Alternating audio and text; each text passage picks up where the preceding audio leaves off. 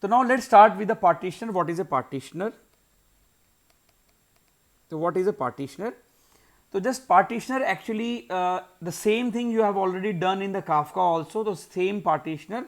So what happened, partitioner actually determines which reducer each intermediate key and its associated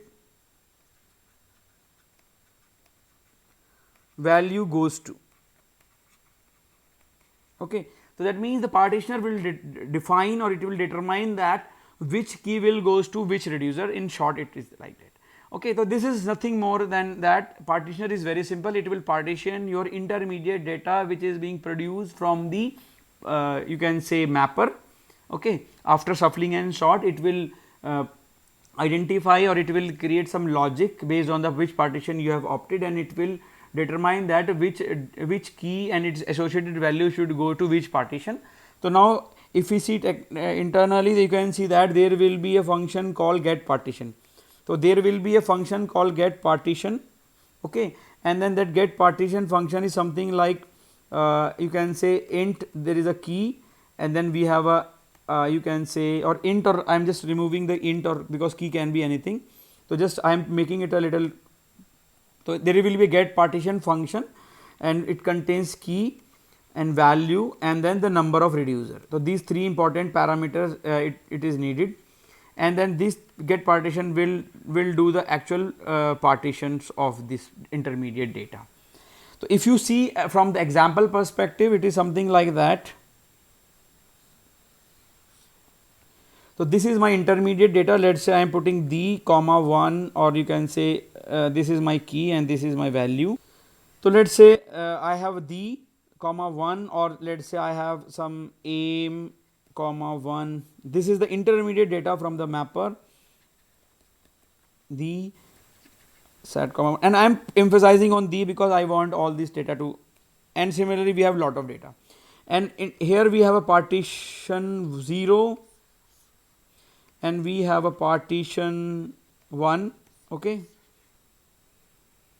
Now what will happen, let us say we assume that this key should go to this part. Similarly all the d will from this part will go to the partition 0, and let us say aim is going to this, is going to this, sat is going to this, aim is going. So now based on some logic which is defined in the partition, we are going to see in this moment. So it will partition the data, and then it will go to the reducer, similarly for to the reducer 0, and here it will go to the reducer 1. Okay, this is reducer 0 and this is reducer 1. Okay, so this is a simple understanding of how the data will get partitions. So now if we add few more points into the reducer, it is very important. So just I am putting this way, I am just adding this few more points. So what happen, partitioning of keys of your intermediate data. So partitioning of keys of your intermediate, you can say output or data from the mapper is actually controlled. Here in the diagram you can see it is being controlled by the partitioner, right. So what happens, you can say each mapper output is partition, and what happens, and the records having the same key, this is important, having the same key and value goes to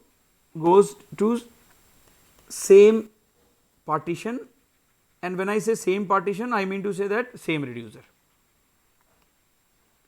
And if you remember that this point I have already mentioned you so many times that this is very important. This is an important point. That means the same key should go to the same reducer, right. Then after that what happens, then you can say then each partition is sent to the reducer. Now here the partition phase always always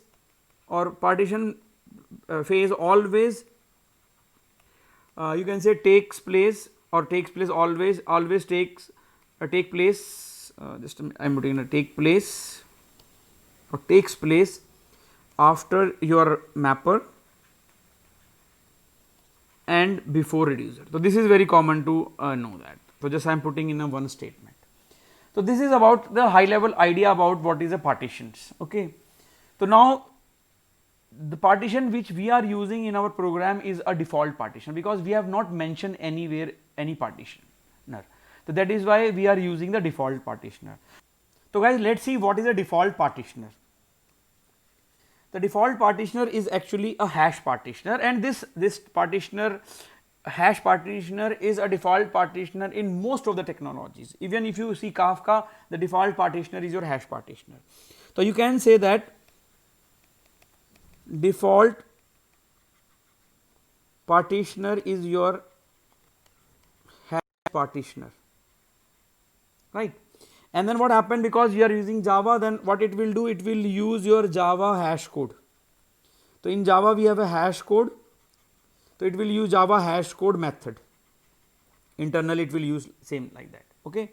And then you can say that it guarantees that all pair with same key go to the same reducer, right. So, this is the guarantee of the partitioner, it will take care of that, the same key or all the pair with the same key will go to the same reducer. So, this is your default partitioner. And if I say hash partitioner, your hash partitioner, then I can just give you an idea how it looks like in the programming side or code wise. So, it will be something like your, I will use a different pen. So, hash partitioner will be something like public, and then there will be class, and then it will be a class called hash, H is capital, hash partitioner, okay. And this is having a key value pair, and it is extends the partitioner interface, okay. It extends the partitioner class, hash partitioner, and in the partitioner also key value pair will be there, right. And some logic will be there in this code, like get partition. So, get partition, and then we have a k which is a key, and then we have a v which is a value. I am just giving an int is called your like reduce task, how many times we need to put the reduce task. And then if we implement the hash partitioner, the hash partitioner somewhat looks like that.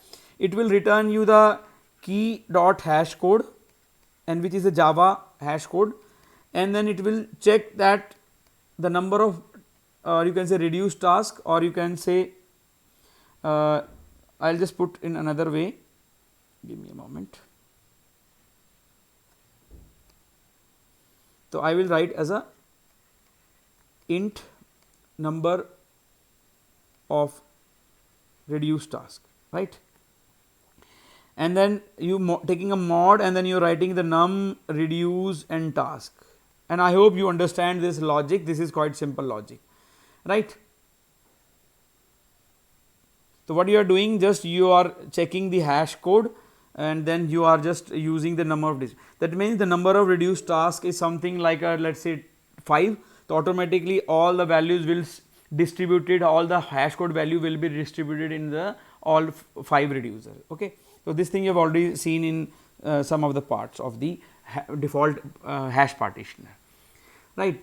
So, now this is a default partitioner we are using, because we have not mentioned anywhere in our all the programs what we have covered till now. So, let us say if we want to override this partition, we want to give our own partitioner. So, what will happen? Okay. So, what is the logic for that? So, now let's see the custom partitioner.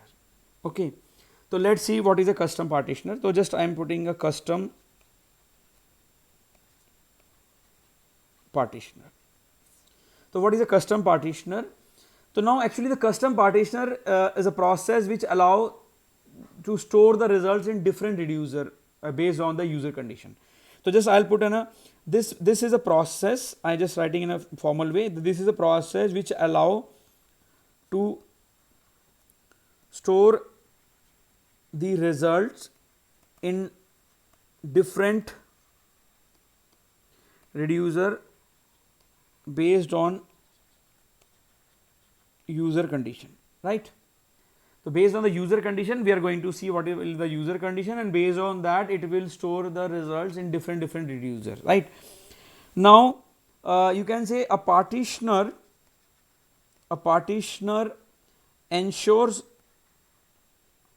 that only one reducer will receive. I am talking about the custom partitioner. That means custom partitioner will also ensure that only one reducer receives all the records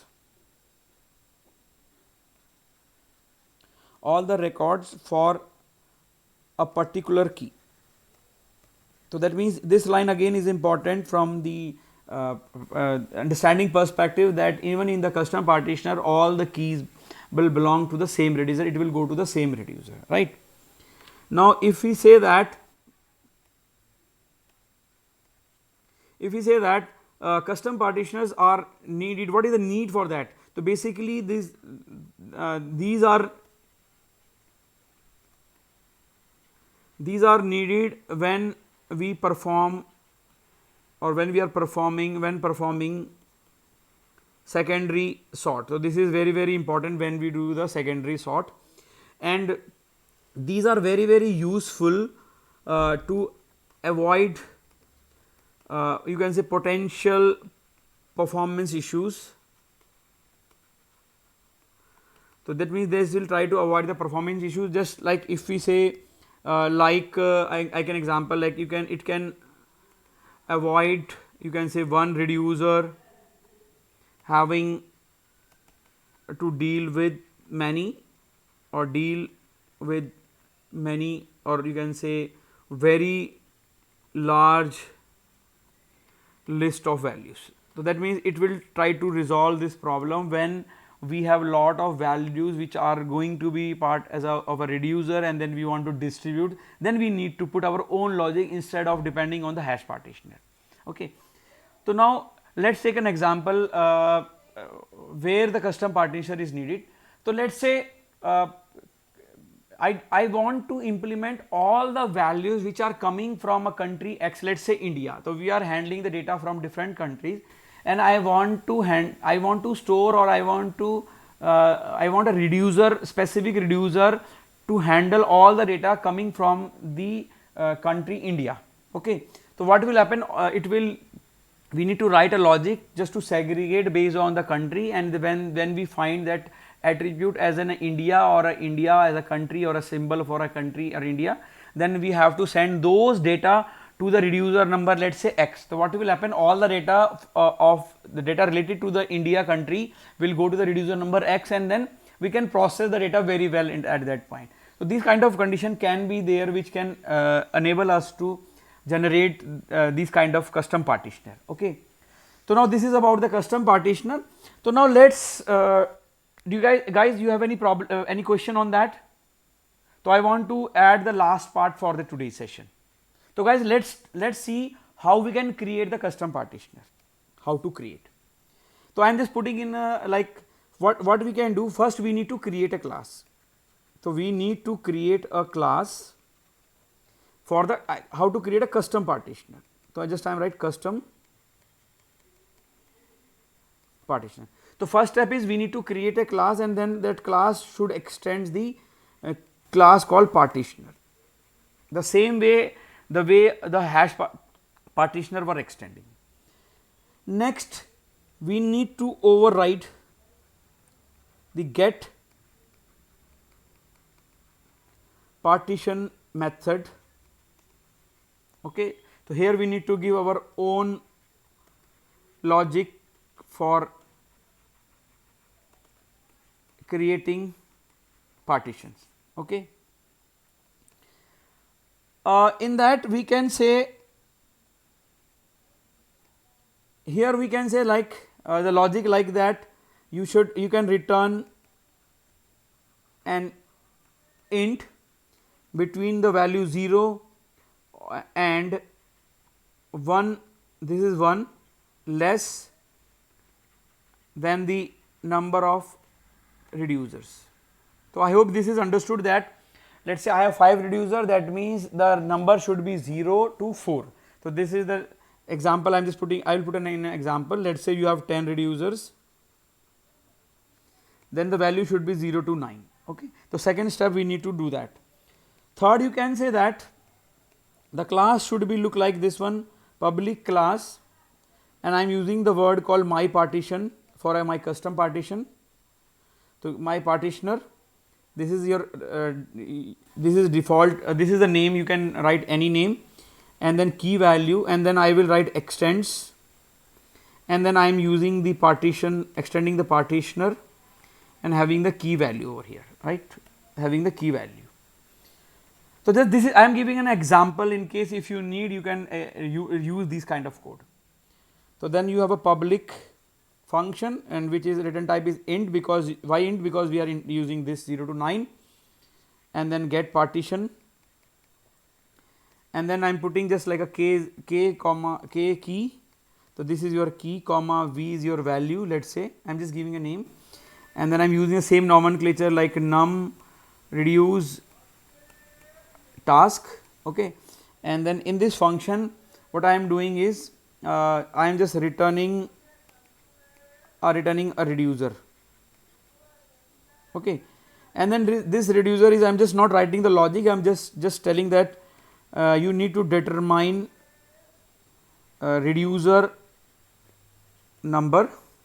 I am just writing a logic, I am not writing a logic, I am just giving an example that you need to determine the reducer number between your 0 to num reduce task minus 1. So, I am just putting in this bracket. So, you need to determine this and then you need to return this. This I am closing this bracket. Okay. And then you can say last step, you can just, you need to specify your custom partitioner in your driver code. So, when I say driver code, I mean to say that in your main program, or you can say client code. Okay. So, now 3 nomenclature you have seen, and then we have already seen this one like job dot no sorry, that was for combiner. Similarly, for partition we can also do job dot set partition class. Okay. And I am writing my partitioner dot class, and that is all. So, this is the way how we can define the partition. So, now I believe that you can also write your own custom code and you can put something like that, the value which we are getting is equivalent to India, then it should go to this reducer number 5, and rest of the part can move accordingly. Okay. So, then so guys, this is all about the how we can create a partition, what is a partition, what are the default partitioner we are going to use in MapReduce, and what is a custom partitioner and how we can create the custom partitioner.